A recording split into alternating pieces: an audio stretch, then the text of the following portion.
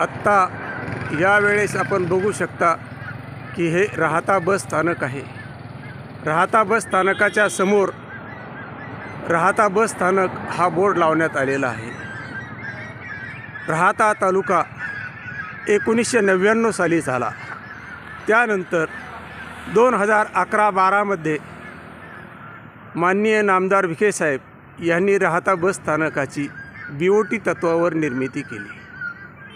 अतिशय सुंदर असं बस स्थानक बांधण्यात आलं, परंतु या व्यवस्थेमधील काही चुकीच्या अधिकाऱ्यांमुळे आणि अधिकारांचा योग्य वापर न केल्यामुळे काही गोष्टी अयोग्य घडलेल्या आहेत। त्यापैकी ही राहाता बस स्थानकाची कमान। राहाता बस स्थानक सर्वांना दिसेल अशा प्रकारे हा राहाता बस स्थानकाचा बोर्ड असायला हवा होता। आपण बघू शकता की ह्या राहाता बस स्थानकाला 2 ठिकाणी बोर्ड लावण्यात आलेले आहे।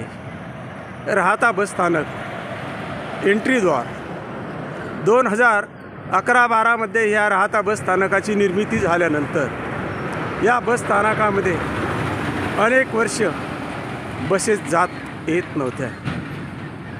राहाता तालुका झाला।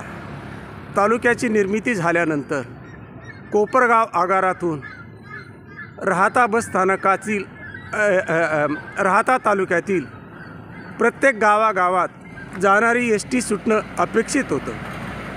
पूर्वीचा कोपरगाव तालुका, त्या कोपरगाव तालुक्यातील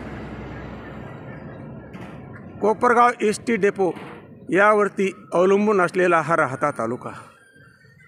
परंतु ज्या राहाता तालुक्यातील गावामध्ये अनेक वर्षापूर्वी ज्या बसेस जात अथवा येत होत्या त्यासुद्धा काळाच्या ओघात बंद झालेल्या आहेत।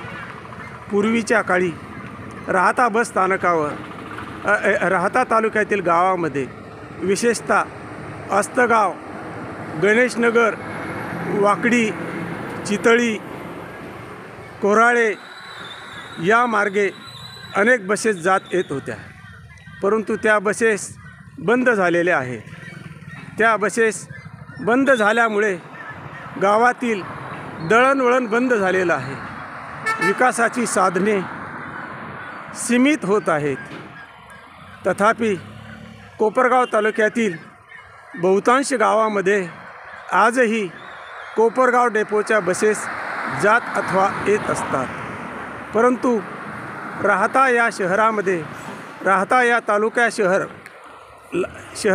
तालुक्याच्या ठिकाणी संगमनेर, कोपरगाव, श्रीरामपूर यासारखा स्वतंत्र ST डेपो होणे अपेक्षित होते। जर तो आजपर्यंतही झाला नाही, होणार नसेल, तरीही सुद्धा कोपरगाव आगारामार्फत राहाता तालुक्यातील प्रत्येक गावात ST जाणं निश्चितच अपेक्षित आहे। आपण बघू शकता राहाता परिसरातील नागरिकांचा या STवर विश्वास राहिलेला नाही। सकाळच्या वेळेस आणि आजही रात्रीच्या वेळेस बहुतांश बसेस या राहाता बस स्थानकाच्या बाहेर उभे राहतात अथवा राहाता बस स्थानकाचा थांबा न घेता अशाच पुढे निघून जात असतात। यामुळे नागरिक बहुधा रस्त्याच्या कडेला थांबलेले असतात आणि ज्यावेळेस बसच्या चालकांना आणि वाहकांना आपण विचारणा करतो की तुम्ही राहाता बस स्थानकाच्या बाहेर बस का थांबवली, त्यावेळेस ते उत्तर देतात की प्रवासी बाहेर थांबलेले आहेत म्हणून आम्ही बाहेर थांबतो। परंतु हे पूर्णतः चुकीचे आहे। आजपर्यंत ST महामंडळाच्या अधिकाऱ्यांना अनेकदा तक्रारी करूनही हे अधिकारी या गोष्टी मनावर घेत नाही, याचं दुर्दैव आहे। राहाता हे तालुक्याचं शहर आहे। राहाता हा तालुका आहे। राहाता तालुक्यातील प्रत्येक गावागावात ST बस गेली तर राहाता तालुक्यातील नागरिकांना या नागरी सुविधा मिळतील। राहाता तालुक्यातील अनेक विद्यार्थ्यांना कॉलेजच्या खाजगी बसेसने कॉलेजला प्रवास करावा लागतो। अनेक पालकांना ह्या आर्थिक भुर्दंड सहन होत नाही, त्यामुळे अनेक मुले शिक्षणापासून वंचित आहे। तर अनेक मुलांना